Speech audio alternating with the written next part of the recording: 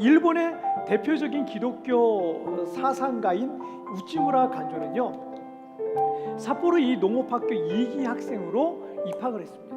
입학을 했는데 우찌무라 간조가 어릴 때부터 기독교 신앙을 가졌던 게 아니었거든요. 그런데 학교에 들어가 보니 그 학교의 초대 교장이었던 윌리엄 스미스 클라크 선생님을 통해서 선배님들이 다 예수님을 믿고 학교가 영적으로 뜨거운 학교가 되어 있는 거예요. 뜨끈뜨끈한 학교가 되어 있는 거예요. 그래서 우찌무라 간조를 비롯한 학생들 중에 한 7명의 학생들이 그 선배들을 통해서 예수님을 믿게 됐습니다. 그리고 학생들끼리 그 학교 내에서 임시 교회를 만들어서 예배하면서 정말 영적으로 뜨거운 학창 시절을 보냈다라는 거죠. 자, 그런데 입학할 때 21명이었던 신입생들이 졸업할 때는 여러 가지 이유로 12명밖에 남지 않았다고 합니다. 그 중에 7명은 예수님을 믿고 있었고요, 나머지 5명은 예수님을 믿지 않았습니다. 그 5명이 예수님을 믿지 않고 반대했던 이유가 있었어요. 주일날 공부하지 않고 교회 가서 성경 공부하고 예배드리고 하루 종일 교회에서 친구들이랑 어울리고 이런 게 마음에 들지 않은 거예요. 그래서 예수 믿는 걸 반대했어요. 그 5명은. 그래서 예수님을 안 믿었어요, 졸업할 때까지. 하지만 우찌무라 간조를 비롯한 친구들은 매주 월요일마다 시험이 있었대요. 그런데 그렇게 시험이 있었지만 하나님의 말씀을 따르기로 하고 한 번도 빠지지 않고 주의를 지켰다 그래요. 자, 그리고 삿포로 농업학교 2기생 12명의 졸업식 날이 되었습니다.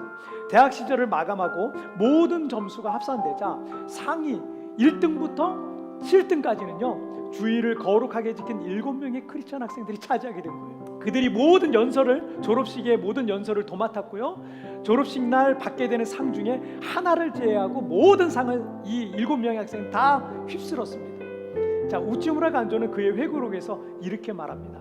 하나님의 영원한 율법의 일부로서 안식일이 가지는 본질적인 가치에 대해서는 말할 것도 없고 안식일을 얻게 되는 실제적인 이득의 증거를 확실히 보여준다.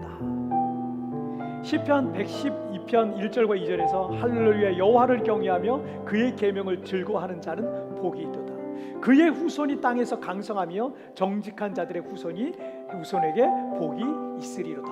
하나님 안에 있는 사람이 복을 받게 된다는 겁니다. 하나님께서 그 믿음의 사람을 통해서 증거를 나타내실 것이라는 거예요. 여러분, 지금 여러분들이 믿음의 길을 선택했다면 말씀을 따르는 것 때문에 때로는 여러분이 포기해야 될 어떤 부분들이 생길 수 있을 거예요. 그것 때문에 두려운 마음이 가질 수도 있을 겁니다.